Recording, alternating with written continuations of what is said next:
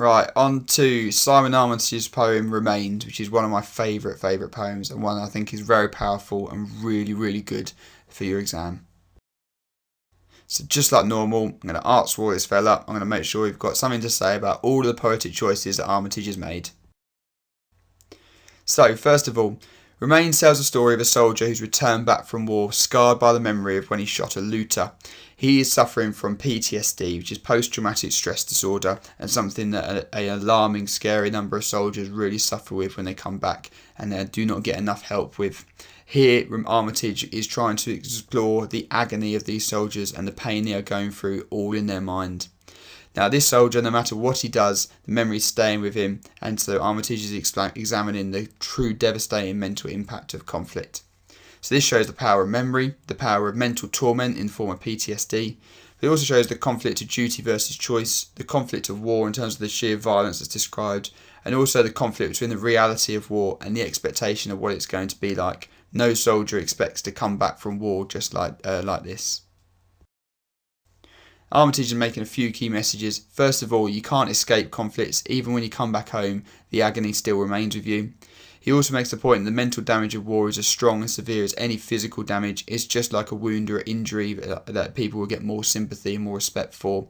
He also makes the point that this could happen to anyone. So first of all, let's look at Armitage's techniques. First of all, he's got this metaphor here, three of a kind, to describe the three soldiers that were shooting this looter. Now this reflects that all these soldiers were exactly the same, like three of a kind in the card game. Now this shows that this mental conflict, this PTSD that this soldier is now suffering from, could affect anyone at any time. They are all the same, they could all suffer the same way. But this was also a reference to luck, as I say, in a card game, showing that he was in a way the lucky one because he got to fulfill his soldierly duty to go and kill someone, to go and save the day. But actually, as time has gone on, it transpires that actually he was the unlucky one because of the lasting impact that this has had on him. He's also got this metaphor towards the end to describe the memory being dug in behind enemy lines. Now, if you're dug in behind enemy lines, that's a dangerous and risky place to be. So this reflects how dangerous it is for him to have this memory. He could snap at him any time, and he could have huge psychological and mental pain as a result of it. But if you're dug in, you've also got to be quite secret and quite quiet. So this would imply there's quite a lot of time where he's managed to live comfortably with the pain of it. He manages to deal with it and manages to keep going with his life. However, it's always there and he can never truly escape it. Also, dug in implies that it can't be removed. If you're dug in, you're really stuck, you're really low down, you're really hard to get back out of, showing the power of this memory.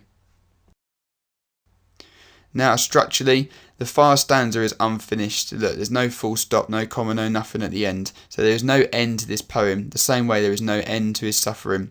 Now, this reflects how this sort of suffering, the PTSD, the pain he's going through, is always going to keep continuing so long as a conflict keeps happening. And this is underlined by his reference to here and now. We've also got in that last line the quite key little phrase, his bloody life. Now that would imply that he's got a resentment and an anger towards his duty and the choices that he made. And just like the pain, if there is no end to this poem, that resentment and that anger will keep going too. Now, word choices. First of all, we've got the fact that he's a looter, and Armitage makes the point to call him a looter. Now, a looter is a petty thief, which would imply this man was not a threat to the soldiers, but probably just as desperate as they are to live, survive, and get through this war intact. Now, this first of all outlines that the conflict hurts both civilians and soldiers, but it also demonstrates how the duty seems natural at the time, but as time passes it seems questionable. It was an instinctive decision to shoot this man at the time, but now when he looks back on, he probably realises the guy's desperation, and this is where a lot of his regret might come from.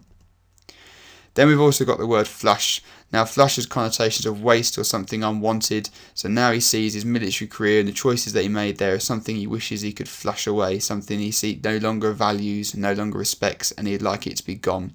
But this is also one of many informal and colloquial terms that are used throughout this poem, which demonstrates how this could be anyone speaking. So in terms of alliteration, we've got this one here, we've got the sibilant, sun, stun, sand, smothered land, which is a really long, unpleasant S sound. So this reflects how long the memory has stayed with him and will stay with him because of that long sound. And it's also a deeply unpleasant sound, reflecting how unpleasant and horrible the memory is. Now this sibilance is also an isolation from the other sounds in the poem. There's no other sibilants or any sounds that come close to it. So this shows the distance and the unfamiliarity he now feels about the war zone. We've also got this word choice of stunned, which is connotations of something being kept still. So there is no improvement in his memory of the place. It's still exactly as it has always been. And this sort of action still takes place there. Stunned in war, possibly because the places where this soldier has come from are still inflicted by conflict throughout time.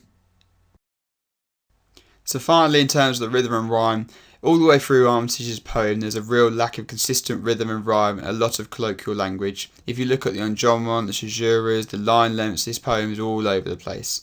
So this makes it sound like a soldier talking, sounds like a verbal dialogue, a verbal narrative of them explaining their experiences at war. So this makes the point that this is not a special man, but instead this is an experience and outcome that could be applied to any soldier. This could just be any normal bloke sitting there talking about the pain and the agony that he has gone through, and that's why this poem is quite so powerful.